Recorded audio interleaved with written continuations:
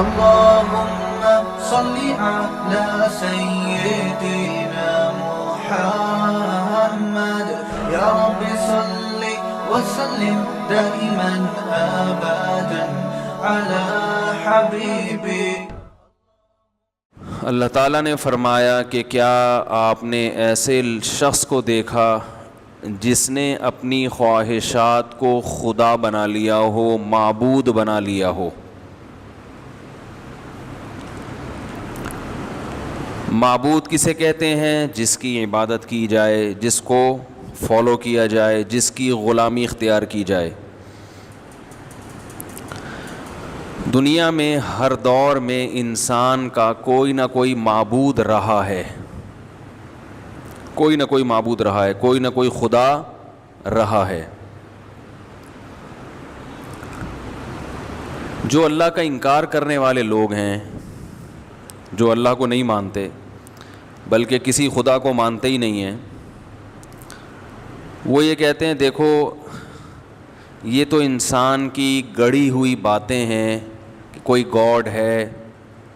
انسان کو جب کسی چیز کی لاجک سمجھ میں نہیں آتی تھی تو وہ کس کے کھاتے میں ڈال دیتا تھا؟ خدا کے. تو جیسے بہت سارے جھوٹے معبود بہت ساری قوموں نے بنائے تو عربوں نے بھی ایک بنا لیا اور اس کا نام رکھ لیا اللہ. تو انہوں نے یہ دعویٰ کیا کہ جیسے وہ جھوٹے خدا غلط تھے تو عربوں نے بھی ایک خدا بنایا اور اس کا نام رکھ دیا اللہ، تو یہ بھی کیا ہے؟ معاذ اللہ غلط ہے. تو یہ کائنات گاڈ لیس ہے. یہ میری اپنی بنائی ہوئی انگریزی بھی ہوتی ہے. گاڈ لیس ویسے کچھ لفظ کبھی ڈکشنری میں سنا نہیں ہے، لیکن جب کولیسٹرول فری کوئی چیز ہو سکتی ہے تو گاڈ فری بھی بنانے میں کوئی حرج نہیں ہے نا، خود ہی بنا لو. ڈکشنری میں آ جائے گا اگلا ایڈیشن جب ڈکشنری کا شائع ہوگا تو اس میں گاڈ فری بھی کیا خیال ہے وہی آ جائے گا. میں تھائی لینڈ میں تھا تو وہاں ایک آدمی سے ملاقات ہوئی تو میں نے ویسے ہی اسے انٹرویو لینا شروع کیا کہ تمہارا مذہب کیا ہے. تو اس نے کہا میں فری تھنکر ہوں. فری تھنکر، میں نے یہ لفظ پہلی دفعہ سنا تھا. میں نے کہا یہ کیا ہوتا ہے؟ فری کا مطلب تو فری ہے، تھنک سوچ کو کہتے ہیں، تھنکر سوچنے والا. تو مجھے کچھ سمجھ میں نہیں آیا. فری تھنکر یعنی کچھ سوچتا ہی نہیں ہے، ہر قسم کی تھنکنگ سے کیا ہے بولو بھائی فری. تو میں نے کہا یہ تو بہت ہی فری ہو رہا ہے، یعنی یہ تو فری ہونے کی انتہا ہو گئی کہ آپ کی کوئی تھنک ہو ہی نہیں. تو وہاں مجھے لوگوں نے بتایا کہ ایک تو ہوتا ہے ایتھیسٹ. ایتھیسٹ تو جو اللہ کا انکار کرتا ہے.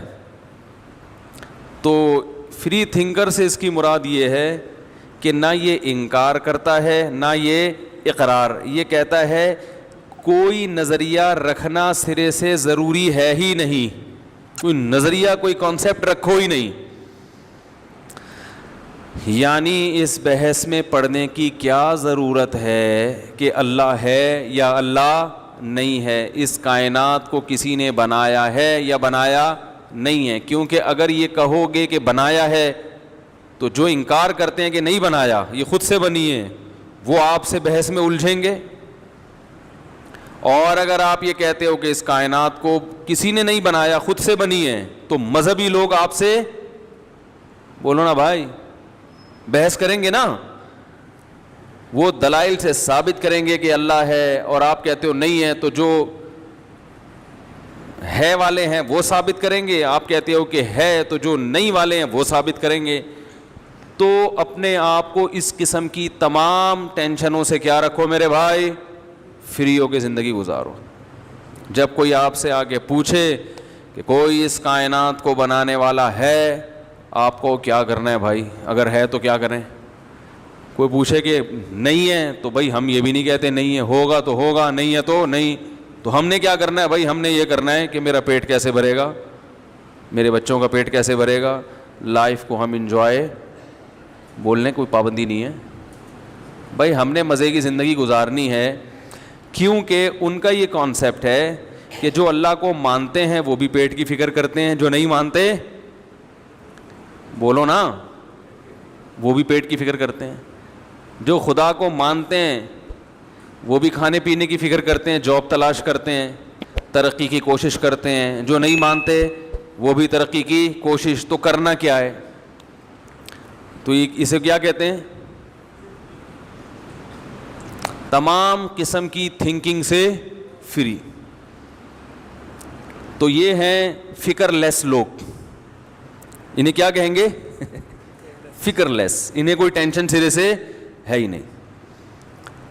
وہ الگ بات ہے کہ سب سے زیادہ ٹینشن میں یہی ہوتے ہیں, سب سے زیادہ ٹینشن میں یہی ہوتے ہیں. اس لیے کہ جب اللہ کو اپنی ڈکشنری سے نکال دیا تو پھر انسان کے سامنے اندھیرے ہیں, اندھیرے. اسے گائیڈنس ہی نہیں ہوتی, اسے پتہ ہی نہیں چلتا صحیح کیا ہے غلط کیا ہے, میں غلط کر رہا ہوں میں صحیح کر رہا ہوں. ہر چیز میں وہ عقل سے فیصلہ کرے گا اور عقل اس کو تباہ و برباد کر دے گی,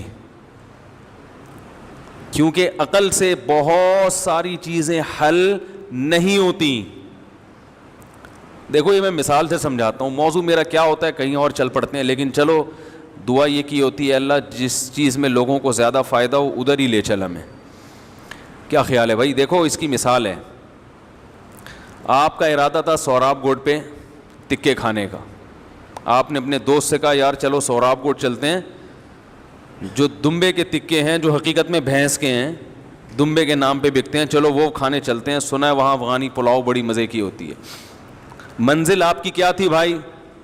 سوراب گوڈ. آپ کا دوست باتوں باتوں میں آپ کو لے گیا ادھر, لے گیا قصبہ کالونی. اب آپ جب دیکھیں گے کہ جانا سوراب گوڈ تھا, پہنچ گئے کہاں؟ قصبہ کالونی, تو آپ پریشان ہو گئے نا. کیا خیال ہے بھائی؟ لیکن وہ آپ کو ایک ہوٹل میں لے گیا, اس نے کہا یہاں وہاں سے بھی اچھے تکے ملتے ہیں. تو آپ کہو گے بھائی مقصد تو کھانا تھا, سوراب گوڈ کی زیارت کرنا مقصد نہیں تھا. اگر وہاں یہاں سے بھی اچھے تکے مل رہے ہیں, یہاں وہاں سے بھی اچھے, تو کوئی مسئلہ نہیں ہے. تو بھائی ہم جمعے کو اگر ایک ٹاپک ذہن میں رکھ کے بیٹھتے ہیں لیکن ہمیں کہیں اور کے کباب زیادہ اچھے لگنا شروع ہوتے ہیں, تو میرا خیال ہے کوئی حرج. مقصد تو ہے دین پہ چلنا, دین پہ چلنے کی فکر پیدا ہونا. تو اگر کسی اور چیز سے ہو رہی ہے تو مقصد تو حاصل ہو گیا نا. تو مقصد کو دیکھنا ہے یا ذرائع کو دیکھنا ہے؟ کیا خیال ہے بھائی؟ مقاصد کو دیکھنا چاہیے. تو میں یہ عرض کر رہا تھا میرے بھائی, آج بہت سارے معاملات ہمارے خراب اس لیے ہیں کہ ہم اسلام کو فالو نہیں کرتے, اسلام کو سپیریئر نہیں مانتے ان چیزوں میں. تو یا تو اللہ کے ساتھ بہت سارے اللہ مان لیے, یا سرے سے اللہ کا انکار کر دیا, یا سرے سے کوئی نظریہ ہی نہیں رکھا.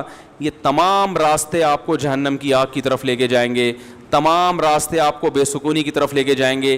ایک ہی راستہ ہے آپ کے پاس جو قرآن نے بیان کیا, وہ کیا ہے کہ ایک اللہ پر ایمان لے آؤ اور اپنے آپ کو اس کے حوالے کر دو, اور اسی کو معبود کہا جاتا ہے. عبادت کا معنی ہے غلامی. عبادت کسے کہتے ہیں؟ غلامی کو. اور جس کی عبادت کی جائے اسے کیا کہا جاتا ہے؟ معبود. تو ہم صرف ایک کے غلام ہیں, وہ کون ہے؟ اللہ ہے. تو بھائی یہ فیصلہ کرو کہ میں آزاد ہوں یا میں غلام ہوں. تو میں نے جو آیت پڑھی نا قرآن مجید کی, افرأیت من اتخذ الہہ ہواہ, اس آیت میں اللہ نے بتایا ہے کہ جو کسی کو معبود نہیں مانتا اور یہ کہتا ہے میرا کوئی معبود نہیں ہے, جو فری تھنکر ہیں یا اللہ کا انکار کرنے والے ہیں, اللہ فرماتے ہیں یہ جھوٹ بولتے ہیں, ان کا بھی معبود ہے. یہ جو کہتے ہیں نا میرا کوئی معبود نہیں, میں کسی کو فالو نہیں کرتا, یہ جھوٹ بولتے ہیں. آپ حیران ہوں گے بھائی وہ تو خود کہہ رہے ہیں کہ ہم نہیں مانتے. اللہ اگر یہ کہتا کہ یہ غلط کہتے ہیں تو ہم کہتے ہیں بھائی واقعی غلط کہہ رہے ہیں, اللہ تو ہے. لیکن اللہ کہتے ہیں کہ یہ کیا کہہ رہے ہیں, یہ ان کا دعویٰ یہ ایسا ہے نہیں, یعنی یہ مانتے ہیں معبود کو. ارے عجیب بات ہے نا, ایک آدمی کہہ رہا ہے میں نہیں مانتا, آپ کہہ رہے ہو نہیں تو مانتا ہے, وہ کہہ رہا ہے میں جھوٹ بول رہا ہوں کیا, میرے دل کی حالت تو میں ہی جانتا ہوں نا.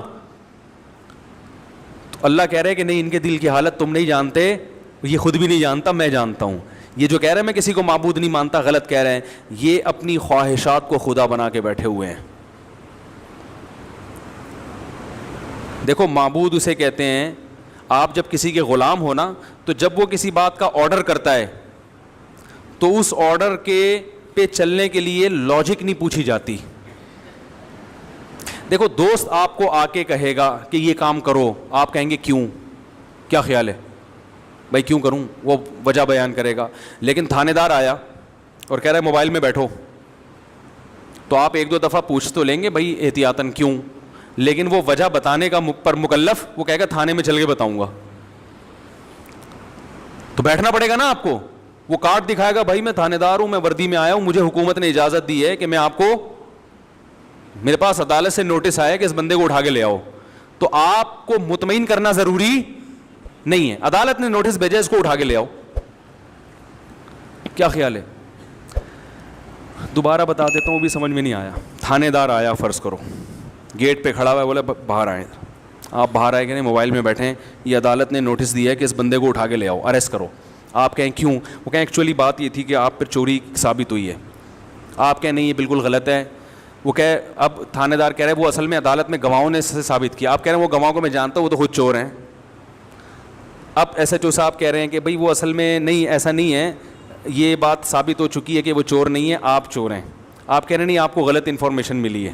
وہ کہہ رہا ہے بھائی شناختی کارڈ پہ جو نام ہے وہی آپ کا نام ہے, عدالت نے جو نوٹس بھیجا ایڈریس بھیجا وہی ہے. کہہ رہے ہیں نہیں وہ اصل میں وہ سیم نام کا ایک اور بندہ دوسرے محلے میں بھی رہتا ہے. تو وہ ایس ایچ او صاحب کے پاگل ہونے کی علامت ہے نا, ہیں کیا خیال ہے؟ وہ آپ کو وہ کیا کر رہا ہے, اب کہہ رہا ہے یار کرسی لے آؤ, ادھر سے چائے لے آؤ, میں اس کو بیٹھ کے سمجھاتا ہوں. جب یہ سمجھ جائے گا تو میں اس کو اریسٹ کروں گا, کیونکہ یہ ایک آدمی کی سمجھ میں ہی نہیں آ رہا میں اس بیچارے کو اریسٹ کیوں کروں. ایسی کوئی پولیس دنیا میں دیکھی آپ نے؟ کیا ہو گیا بھائی؟ لیکن یہی کام ہوتا ہے, آپ کا کوئی دوست آتا ہے یا ویسے کوئی ان نون پرسن آیا, وہ آ کے کہتا ہے گاڑی میں بیٹھو, آپ پوچھیں گے نا کیوں, وہ کہے گا آپ چور ہو, آپ بولیں گے کس نے کہہ دیا. اب بحث کرنا بنتا ہے. کیا خیال ہے بھائی؟ تو جب آپ کسی کو گاڈ مان لیتے ہیں, خدا مان لیتے ہیں, تو جب وہ آرڈر دے گا تو بحث کرنا نہیں بنتا. نہیں آ رہی بات؟ پھر بحث کرنا نہیں بنتا. پھر بھائی وہ پھر گاڈ ہونے کا فائدہ کیا؟ خدا ہونے کا فائدہ کیا اس کا؟ معبود ہونے کا, آپ کے غلام اور اس کے آقا ہونے کا فائدہ کیا رہا ہوا؟ اگر اس کو بھی سمجھانا ہے ہر چیز یہ کرو یہ نہیں کرو. جیسے میں نے بھی بات کی نا, گھر کا سربراہ کون ہے؟ قرآن کے مطابق مرد ہے.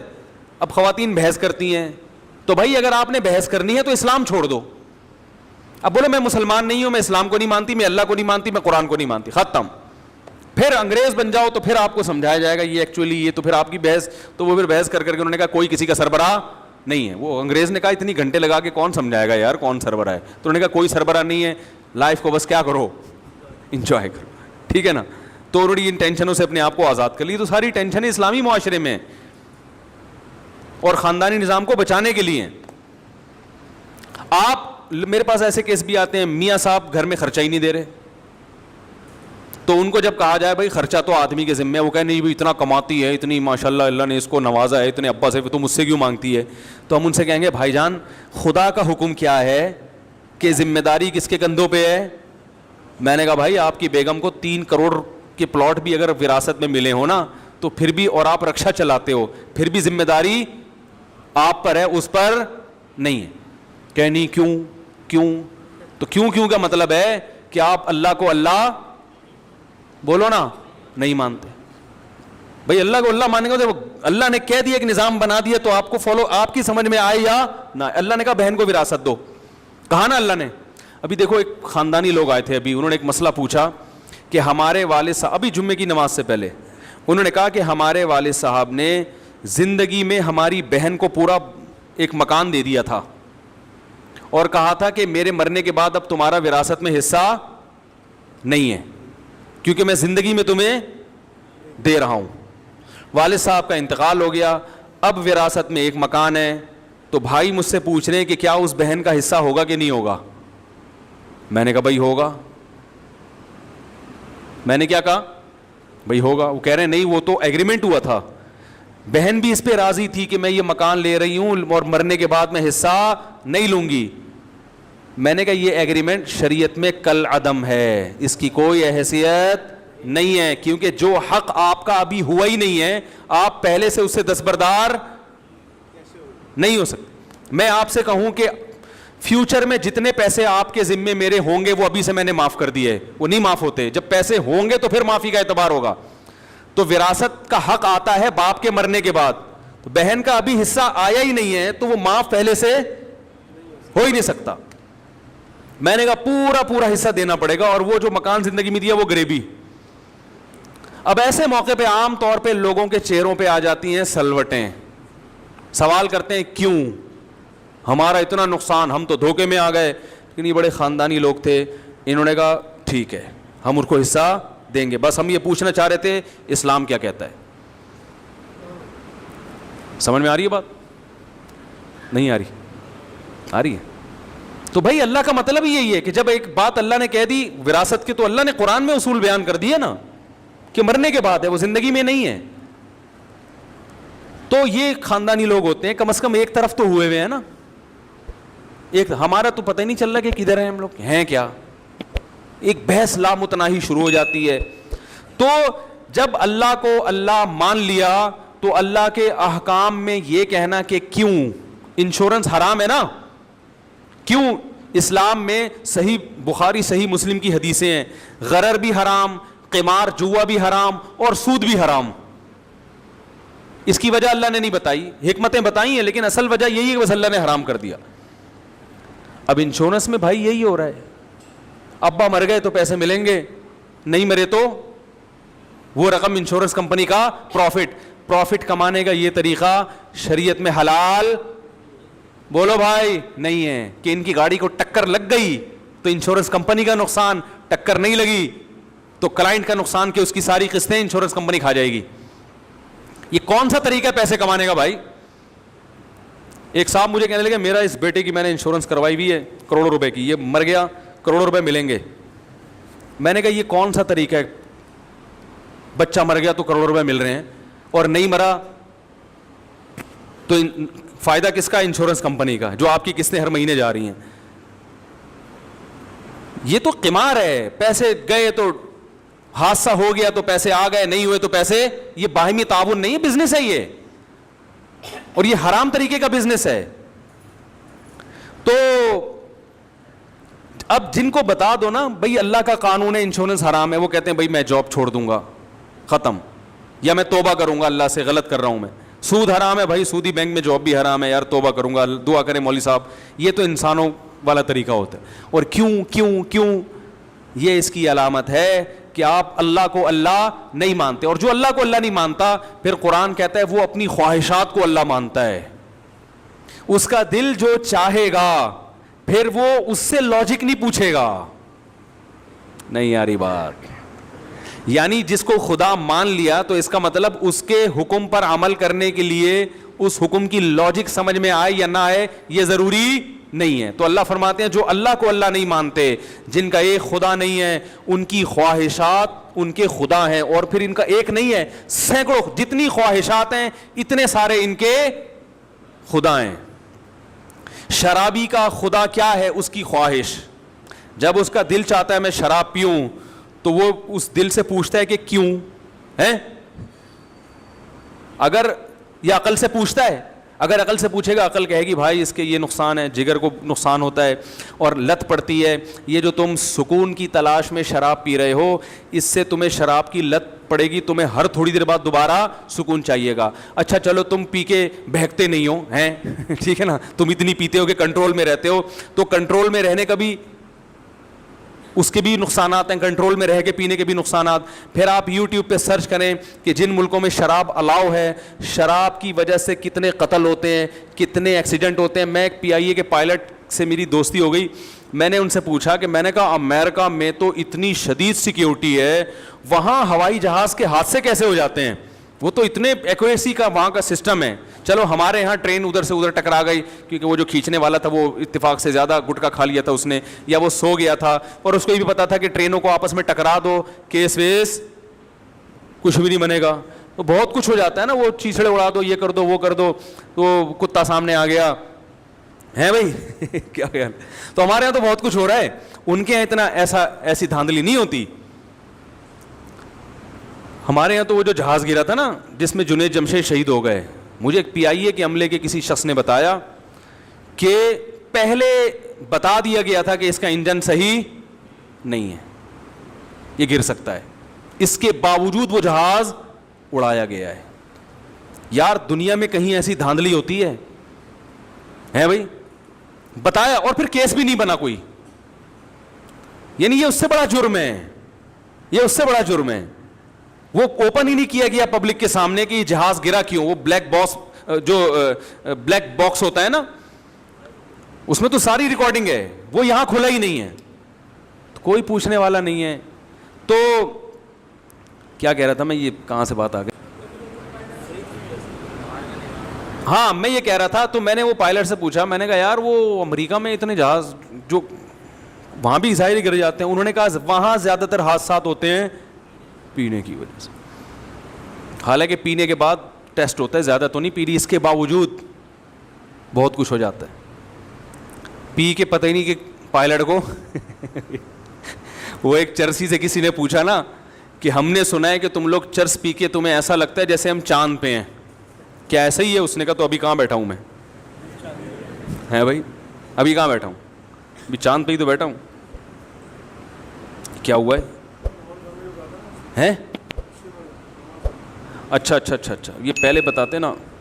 لندن میں اجتماع ہو رہا ہے بھائی, تبلیغی اجتماع ہو رہا ہے. علماء کرام اور اکابرین کرام پاکستان, انڈیا اور ساؤتھ افریقہ سے شرکت کے لیے آ رہے ہیں. مولانا ابراہیم صاحب, مولانا عبید اللہ خورشید صاحب, مولانا سلیمان قطانی صاحب اور پروفیشنل کی جماعت علی گڑھ یونیورسٹی سے بزرگ حضرات, مولانا احمد لاٹ صاحب. تو لندن میں اجتماع ہو رہی ہے. یہ لندن والوں کے لیے انہوں نے کہا تھا کہ تبلیغ والوں نے تو نہیں کہا, تبلیغ والے اعلان نہیں کرواتے, وہ کہتے ہیں بس اخپل طریقے سے تبلیغ کرتے رہو, اسی سے جتنا ہو جائے. تو ایک ہمارے ساتھی اصرار کر رہے تھے کہ اعلان کر دیں لندن میں اجتماع ہو رہا ہے. تو بھائی لندن والوں سے تمام حضرات سے گزارش ہے ٹھیک ہے کہ اجتماع میں زیادہ سے زیادہ شریک ہو. تو غیر مسلم ممالک میں تو زیادہ انسان کو ضرورت ہوتی ہے کہ ایسی کسی گیدرنگ میں شریک ہو. تو بات کو سمیٹ کے ختم کرتا ہوں. تو اب شراب پینے والا شراب پہ 10 قسم کے لیبل لگا لے گا اچھائی کے. وہ اس لیے لگا رہا ہے کہ اس نے اپنی خواہش کو اپنا خدا اس کی خواہش کہہ رہی ہے پیو, تو بھائی سمجھ میں آئے نہ آئے کرنا کیا ہے, بولو نا, پینا ہے. جو زنا کرنے والا ہے اس کی سمجھ میں آئے نہ آئے اس نے زنا کرنا ہے, کیونکہ خواہش کو خدا بنا لیا اس نے. جس نے چوری کرنی ہے وہ چوری کرتا ہے. آپ اس سے 100 چیزیں پوچھیں, اچھا ان کی جب چوری ہوتی ہے تو پریشان ہوتے ہیں. یہ ڈاکو سے جب کوئی گن پوائنٹ پہ کچھ چھین کے لے جائے تو گالیاں دے رہا ہوتا ہے, یہ ہو رہا ہے ملک میں ہیں یہ ناانصافی ہو رہی ہے. تو یہ جب اپنے ماں باپ کے ساتھ برا سلوک کرتے ہیں تو اس کو جائز قرار دے دیتے ہیں. لیکن ان کا چھوٹا بھائی بھی ان سے بدتمیزی سے بات کرے تو ان کا میٹر گھوم جاتا ہے. تو جو اللہ کو رب نہیں بناتا وہ کس کو خدا بناتا ہے بھائی؟ وہ خواہشات. تو یہ خواہشات ہیں جن کے پیچھے دنیا چل رہی ہے. تو انہی لوگوں کے بارے میں قرآن نے کہا اولئک کالانعام, یہ جانوروں اور چوپایوں کی طرح ہیں, کیونکہ خواہشات کو خدا جانور بناتا ہے, انسان نہیں بنا. جانور کا جب جو دل چاہے گا نا اس کی لاجک نہیں دیکھتا. آپ دیکھیں درندے کیسے جانوروں کو بے دردی سے کھاتے ہیں. جنگل میں آپ دیکھیں کہ کسی جانور کا شکار کیا, انسان جب جانور کاٹتا ہے چھری گلے پہ چلائے گا اس کے, تاکہ تکلیف کم سے کم ہو, بلڈ نکلے تو جلدی اس کی روح نکل جائے. لیکن جانور جب کسی کو کاٹتے ہیں تو کچھ تو گردن سے پکڑتے ہیں, کچھ جہاں سے آ جائے بس پکڑ کے چیر پھاڑ شروع کر دیتے ہیں. تو ان کو اپنی خواہشات پوری کرنی ہے, تبھی ان کو درندے کہا جاتا ہے. انہیں کسی میں رحم یا کوئی ایسا جذبہ نہیں ہے ان کے اندر. اس لیے اللہ نے فرمایا کہ جو اپنی خواہشات کو پورا کرتے ہیں اولئک کالانعام, یہ جانوروں کی طرح چوپایوں کی طرح, بل ہم اضل, بلکہ ان سے بھی زیادہ بدتر, کیونکہ اس کو تو اللہ نے سمجھ دی ہے, انہیں سمجھ نہیں دی. یہ تو مہذب ہے, وہ مہذب نہیں ہے. تو اللہ کی نظر میں خواہشات کے پیچھے چلنے والا گدھوں اور کتوں سے بدتر, چاہے وہ 3 پیس اور سوٹ اور ٹائی میں کیوں نہ گھومے. ہمارے ہاں انسان کی عزت کا معیار اس کا لباس اور دولت بن چکی ہے. اچھا سوٹ ہوگا, لباس اچھا ہوگا, گاڑی اچھی ہوگی, لوگ کہتے ہیں ماشاءاللہ بڑا اچھا انسان ہے بھائی. اس کے ساتھ رشتے بھی کریں گے, اس کے ساتھ دوستی بھی کریں گے.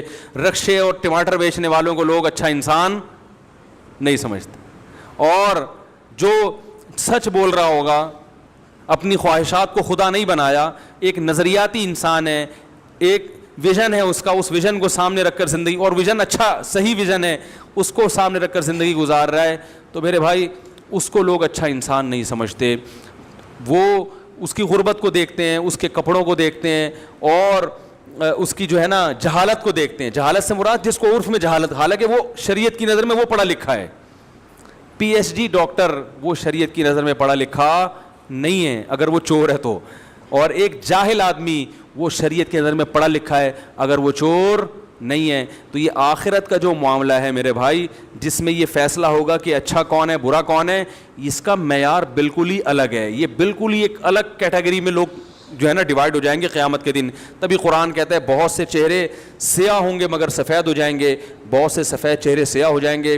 بہت سے لوگ جو دنیا میں ذلیل تھے وہ آخرت میں عزت دار بن جائیں گے, بہت سے جو دنیا میں عزت دار تھے وہ آخرت میں ذلیل ہو جائیں گے. اللہ تعالی ہمیں اللہ کو صحیح طرح سے ماننے اور اللہ کی صحیح طرح سے ماننے کی توفیق عطا فرمائے. سبحانک اللہم و بحمدک نشہد ان لا الہ الا انت نستغفرک و نتوب الیک.